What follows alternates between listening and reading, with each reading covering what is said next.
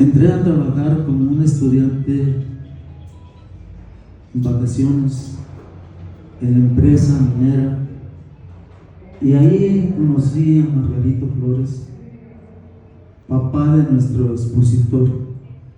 Él era un crítico y me comenzó a platicar, a hablar de la invasión de Rusia a Checoslovaquia. Fueron mis primeros acercamientos hacia una visión del mundo diferente. Y también quiero agradecer a mi hijo porque me recordó mucho el hecho de que la maquinaria más perfecta se descompone con el tornillo minúsculo. Llevé 3 meses haciendo ese trabajo porque quería ser preciso, exacto, conciso y respaldar todo cuanto estuve diciendo. Voy a decir con fotografías. Espero que en este momento se pudieran proyectar, que la tecnología sea de tal manera que sí nos lo permita, porque es la historia gráfica de este acontecimiento. Ya sin más preámbulo, comenzaré. John Castro, líder sindical, destacado comunista, heredero ideológico de Felipe Carrillo Puerto. En mi mundo, el eco del silencio se convierte en voz. Son las toses, cascadas del minero, escupiendo pedazos de pulmón. Santo y profano, Fresnillo, 1958.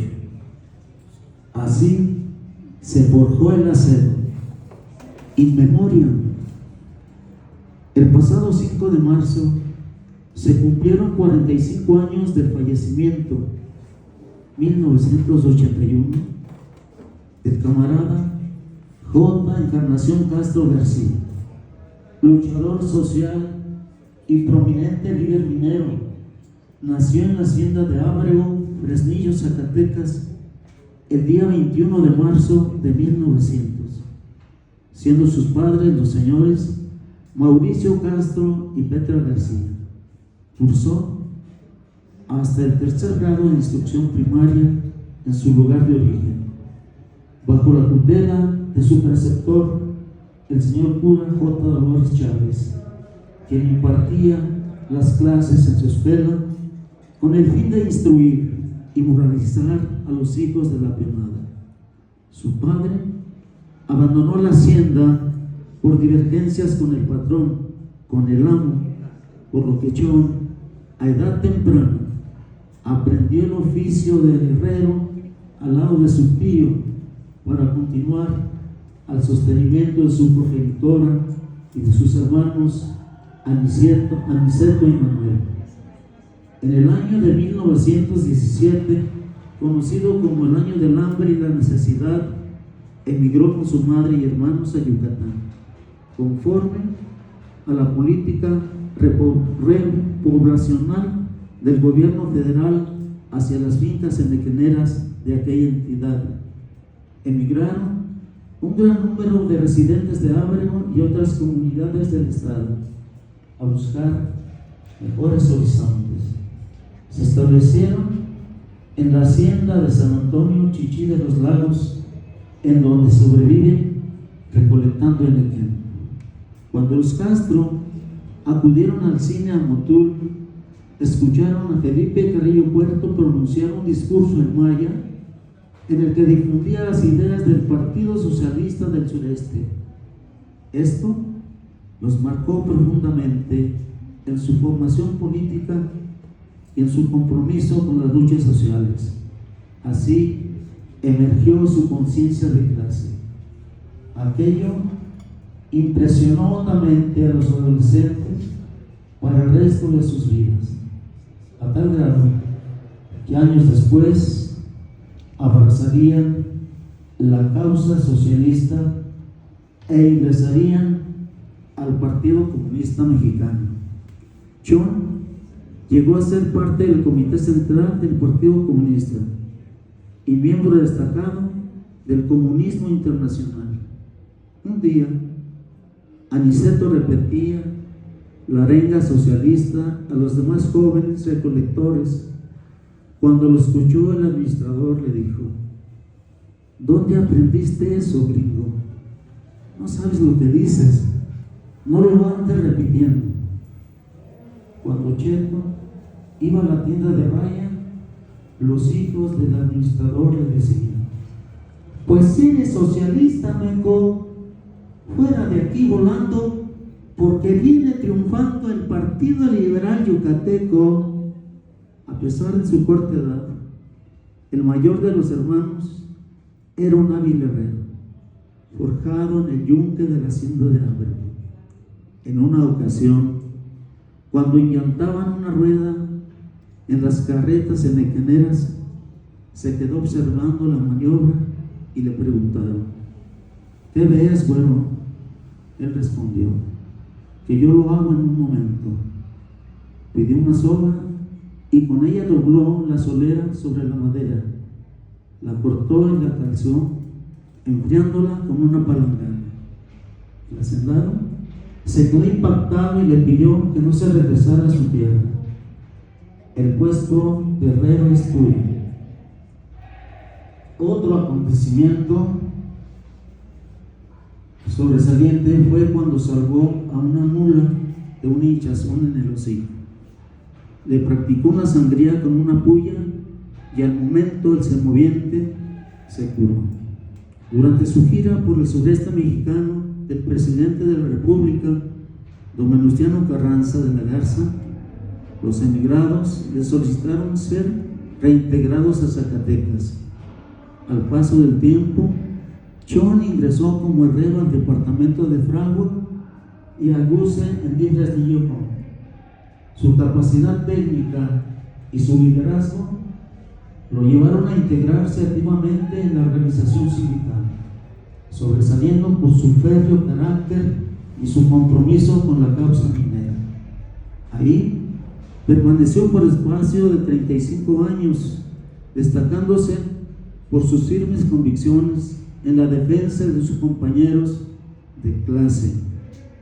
Siguió los pasos de los líderes que le antecedieron en la formación de los sindicatos al servicio de la empresa, como lo fueron los camaradas Julián Rodarte. Él hizo la primera huelga en Fresnillo cuando una desgracia, el Malacate, se fue al fondo, no había hospital, tenían que llevarlos en parihuela hasta el centro de la ciudad, y ellos pararon la empresa y lograron que se construyera el primer hospital de mineros en Fresnillo. Lorenzo Hinojosa, Benito de la Fuente, Mauro López, entre otros. Luego de una infinidad de intentos fallidos por fusionar los sindicatos de Celebración y el sindicato 1 de Mayo, el 11 de julio de 1934 nació el Sindicato Mutualista de Trabajadores Mineros, Metalúrgicos y Similares de la República Mexicana, sección 62, organización heredada de la Unión Mexicana de Mecánicos, sucursal 26, y del Sindicato 1 de Mayo. Chon Castro desempeñó varios cargos y comisiones contractuales. Llegó a ser secretario del Trabajo, distinguiéndose por la defensa de los derechos laborales de los asociados, manteniendo una posición independiente frente a las estructuras corporativas de la CTM, la CRON y la propia empresa. Uno de sus logros más destacados fue incorporar a diversas secciones sindicales para demandar el pago de indemnización por enfermedad profesional de la tuberculosis. Gracias. Sentando jurisprudencia para obtener mejores primas por dicha incapacidad. Su reputación fue creciendo, lo que le valió ser comisionado para la solución de conflictos mineros en el Rosario, Sinaloa y en Monclova, Coahuila. Después asesoró a diversos sindicatos regionales para adentrarse en el derecho laboral. Asistió a la Universidad Obrera del maestro Vicente Lombardo Toledano. Fueron varios mineros los que fueron a capacitarse, salidos de las entrañas de la mina. Hubo personas que debatieron con antecesores de Néstor de Bueno, Trueba Urbina. Su ascendencia como dirigente sindical era ampliamente reconocida. Sus compañeros se dirigían a él como Chonito. De este mismo crédito disfrutaba en la compañía minera, y un acto público lo evidencia. Le tocó despedir al ingeniero Charles Bill, el viejo Bill, resaltando su sentido de responsabilidad y buen trato con los obreros en la dirección de la empresa. Cuando el licenciado Adolfo López Mateos, secretario del Trabajo y Previsión Social, se fijó en sus cualidades de entrega y defensa de los derechos de los agremiados, le dijo a la comisión de representantes de la sección 62: Chonito sería un buen presidente municipal de Fresnillo. Promuevan su candidatura y logren la anuencia del señor gobernador. El licenciado Francisco de García vio con simpatía la propuesta, dada su estirpe comunista y su apego a la clase obrera, con quienes convivía asiduamente. Sin embargo, la prensa lo atacó por su ideología marxista, alertando al pueblo sobre la imposición gubernamental y la traición del gobernador a Fresnillo. En 1958 se convino en las altas esferas del PRI y del Partido Comunista Mexicano coligarse en torno a las candidaturas de Chon Castro para la presidencia municipal de Fresnillo. Aceptaron su condición de que ambos partidos lo registraran. Su aprobación entre los trabajadores fue de tal magnitud que recibió el apoyo mayoritario también de la ciudadanía. Surge la candidatura independiente del señor Cornelio Sánchez Hernández, operador de las locomotoras de vapor de Big Fresnillo Company a la estación San José, postulado por la Unión Popular. Ambos procedían del gremio minero. En una junta sindical se votaron sus candidaturas y resultó electo el camarada Chon Castro. Cornelio Sánchez se comprometió a deponer su aspiración a favor de Castro, cosa que nunca se cumplió. En uno de sus mítines, Cornelio se apostó a la salida del santuario de Plateros. Cuando escuchó la última campanada de la tercera llamada a misa, suspendió la actividad política y les dijo a sus correligionarios: primero es la devoción y luego lo demás.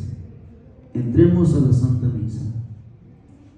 En el discurso proclamó: si triunfa el comunista, se llevará el santo anillo de Plateros a Rusia y cerrará los templos. Aquello hizo estragos en la población. Sin embargo, Castro venció abrumadoramente en las elecciones. Gracias. Los líderes Cornelio Sánchez, Edgardo Insunza del PAN, impugnaron el proceso y llamaron a la población a destituir al impío, al comunista, al ateo. En medio de fuertes medidas de seguridad, la mañana del 1 de enero de 1959, Castro tomó posesión como presidente constitucional de Fresnillo. El avance de la izquierda en el mundo prendió las alarmas del macartismo, el uso del miedo y la calumnia como arma política. Una larga campaña previa de denuestos y descalificaciones fue implementada por la derecha oscurantista, la cual habría orquestado medidas como distribuir carteles en los domicilios que decían: este hogar es católico y rechazamos toda propaganda protestante o comunista. En mi casa, cada noche rezábamos el rosario por la iglesia del silencio tras la cortina de hierro en la Unión Soviética y pedíamos a la Virgencita que nos librara del comunismo. La cruzada se recrudeció ante el avance de las fuerzas progresistas en el mundo, particularmente por el triunfo de la revolución en Cuba, encabezada por Fidel Castro, Ernesto Che Guevara y Camilo Cienfuegos.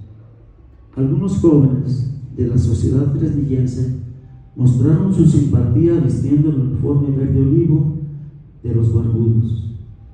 En la noche vieja de 1958, el joven Felipe Lugo incitó a los asistentes al baile de fin de año en el Club Deportivo Nacional a manifestarse en contra del marxista que usurparía la presidencia municipal.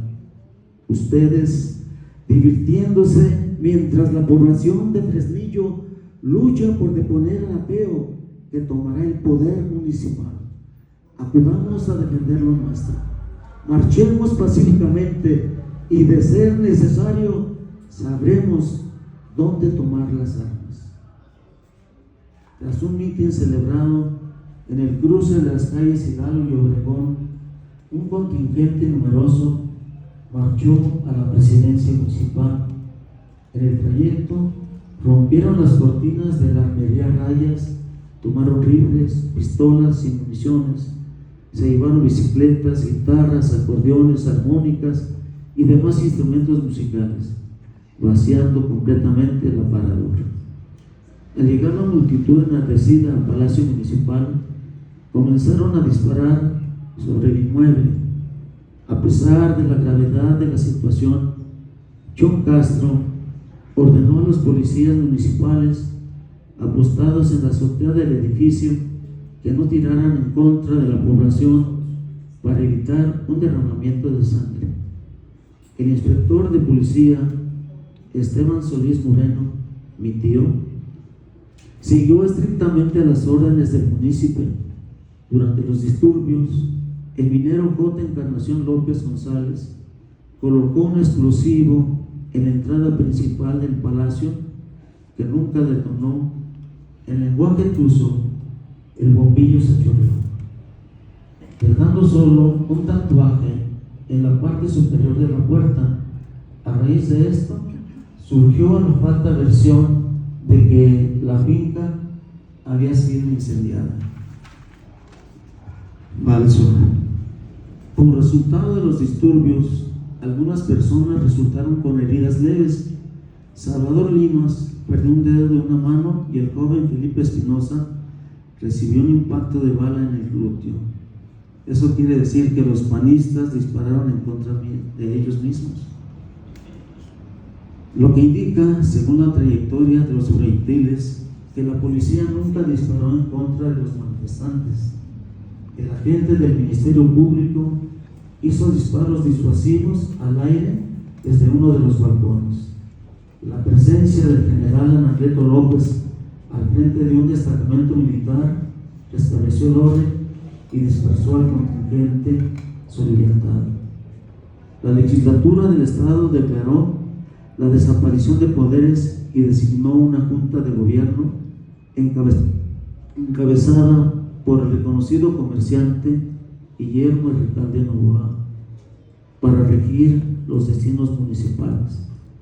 Como regalo de consolación, el gobierno federal ofreció una diputación a John Castro, quien la rechazó. A Cornelio Sánchez le otorgó un alto puesto en el IMSS, en la capital del país. Nunca regresó a Fresnillo y murió en el Distrito Federal. John continuó su oficio de herrero al servicio de la compañía minera, gozando de una amplia simpatía entre sus correligionarios por su incorruptibilidad y honestidad. Después de su destitución, John Castro continuó participando activamente en las luchas sindicales. En 1962, durante un conflicto minero, los trabajadores le solicitaron que interviniera en la asamblea celebrada en el Cine Colonial, ante la presencia del gobernador del estado, José Rodríguez Elías, quien pedía a los huelguistas que depusieran en su actitud. Castro reivindicó el derecho de huelga y evidenció la traición de la dirigencia nacional. Los directivos salieron del recinto para refugiarse en sus aposentos del Hotel del Fresno. Al lugar acudieron los baristas. Los directivos se habían escurrido por una puerta de emergencia. Las represalias no se hicieron esperar. Algunos obreros fueron castigados en sus derechos sindicales y otros fueron despedidos, entre ellos Manuel Herrera Solís, El Picadillo y Chon Castro. Al presentarse Chon a trabajar, recibió la notificación de que sería separado de la empresa debido a su incapacidad pulmonar. Cuestionó la aplicación de esta cláusula y exigió un dictamen médico o una indemnización justa. Obtuvo el pago solicitado y la patronal le ofreció un puesto de representación en Zimpapán, Hidalgo, con vivienda, auto y un salario considerable. Rechazó la oferta porque con ello comprometía sus principios e independencia política. De 1963 a 1972 radicó en la Ciudad de México junto con su esposa Josefina Zapata. En ese periodo formó parte de la dirección nacional del Partido Comunista Mexicano y fortaleció su participación en el movimiento comunista internacional. Viajó a la Unión Soviética y a Rumania, junto con Arnoldo Martínez Verdugo, dirigente del PCM. Presentaron en una antigua residencia real, fungiendo como anfitrión Nicolai Ceausescu. Fiel a sus convicciones, apoyó las campañas a la presidencia de la República de Ramón Arzós Palomino en 1964, postulado por el Frente Electoral del Pueblo, y Valentín Campas Salazar en 1976 por el Partido Comunista Mexicano. Durante el movimiento estudiantil del 68, fue allanado el domicilio del Partido Comunista, ubicado en la colonia Roma. En él se encontraba su dirigencia nacional, incluido Chon Castro. La sagaz y oportuna intervención del correligionario Antonio Isidoro Acosta lo salvó de ir a la cárcel, valiéndose de cargadores de su confianza de la Merced para sacarlos escondidos en costales de isle en sus espaldas. Impulsó la lucha por una vivienda digna y la dotación de servicios públicos en Fresnillo. Fue uno de los fundadores de la primera Unión de Usuarios y Servicios Públicos de Fresnillo. Intervino en los avances del alumbrado público y otros servicios básicos para la población. Formó parte del Frente Popular de Lucha de Zacatecas. Respaldó las demandas obreras y urbanas de reparto agrario en el estado. Contribuyó a la formación de las colonias populares Emiliano Zapata de Valparaíso y Fresnillo, La Victoria en Guadalupe, Zacatecas. Participó en la lucha campesina en el Valle de Valparaíso y junto con el maestro Eligio Mesa Padilla emprendieron esta labor. De regreso a Fresnillo, continuó activo en la defensa de los derechos económicos, laborales, políticos y sociales de las clases marginales hasta el fin de su vida. Emilio Alcalá Solís, un camarada entrañable de Chon Castro, ejecutor de sus acciones políticas, lo describe como un hombre honesto en toda la extensión de la palabra, comprometido con el servicio a su clase y al pueblo. Jamás renunció a sus principios, consagró su vida a la defensa de los trabajadores, negociador de los contratos colectivos, fortalecedor de la organización sindical y del crecimiento del Partido Comunista. Nos refiere que en una ocasión, cuando los adversarios cerraron la puerta de acceso al recinto sindical con cadenas y candados, los agremiados advirtieron a los provocadores que quitaran las cadenas, pues de no hacerlo, saldrían a pesar de todo. Cuando salieron, el compañero Basilio Urrola gritaba viva voz: ¡Cuiden a Chon! ¡Cuiden a Chon! En 1980 se postuló como candidato a la gubernatura del estado, compitiendo con el profesor y licenciado José Guadalupe Cervantes Corona. Recorrió el territorio zacatecano llevando el mensaje libertario de reivindicaciones sociales y políticas, logrando un cúmulo de partidarios entre la población a tal grado que los sacerdotes asistían a sus mítines y se proclamaban seguidores de su causa. Estoy hablando de Sombrerete, de un fraile estrella, muy querido, muy amado. Estoy hablando también de un sacerdote en Mariana, que su padre era del Partido Comunista en Torreón, y así infinidad de sacerdotes, tal vez por la teología de la liberación, Popular Progreso, renovado. Su ilusión era una sociedad libre de explotadores y explotados. Fue acompañado en toda su lucha por experimentados comunistas y sus hermanos.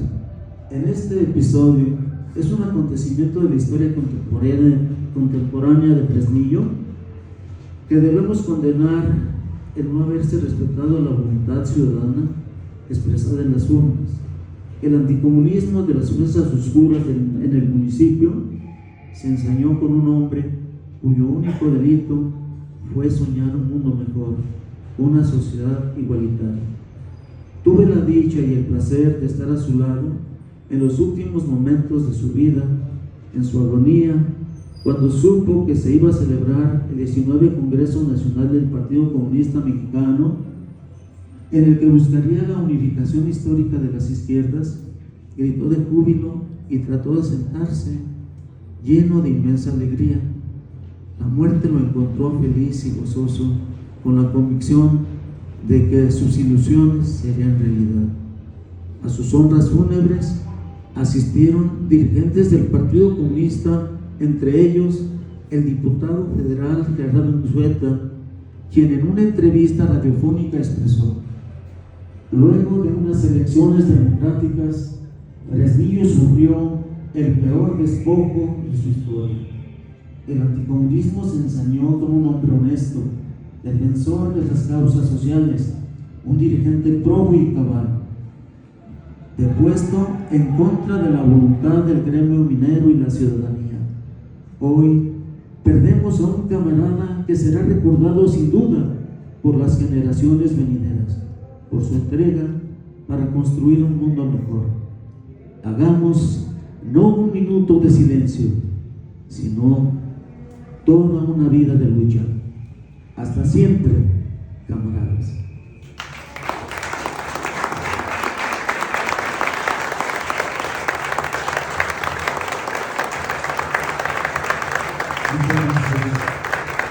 Debo mencionar que yo fui simpatizante del Partido Comunista. Mi formación en la escuela de Derecho me llevó a pensar, a luchar por la justicia. Defendí obreros, defendí campesinos, defendí gente sin dinero. Eso me acercó a Chon Castro, a los comunistas, y una precisión. No solamente fue ciencias químicas, fue la preparatoria 3 y aquellos alumnos de Fresnillo, vinculados con los movimientos sociales, con los obreros en sus demandas cuando fueron despedidos. Allí en la preparatoria, en el edificio, se llevaban a cabo las reuniones de la Colonia Popular de Emiliano Zapata. Por favor, o sea, la historia es más grande. Eran miles y miles de obreros. No sé si vieron aquí las huelgas, la presencia de los trabajadores por sus derechos. Entonces, creo que es una vinculación muy grande. Y ya que estoy en las confesiones, yo me profeso seguidor de López Obrador. No soy morenista, no tengo partido. Muchas gracias. Bien. Siguiendo el consejo, pongámonos de pie en un minuto de silencio y toda una vida de lucha por el camarada Chon Castro. Cuéntenlo, por favor.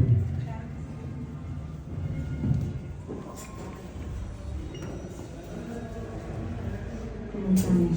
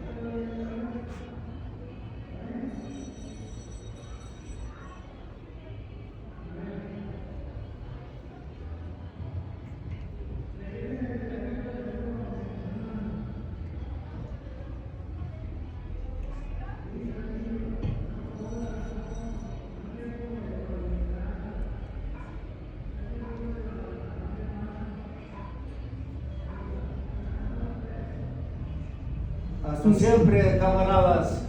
Gracias. ¡Que viva el camarada John Castro! Muchas gracias por esta magnífica presentación sobre la vida de John Castro. Hacemos la entrega del reconocimiento al maestro Hipólito por su exposición y muchas gracias.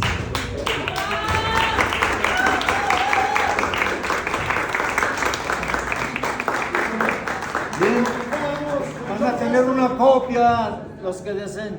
Gracias. Déjanos una. Y como gritábamos con John Castro, con John, a la revolución. ¡Conchón! ¡Conchón! ¡A la revolución!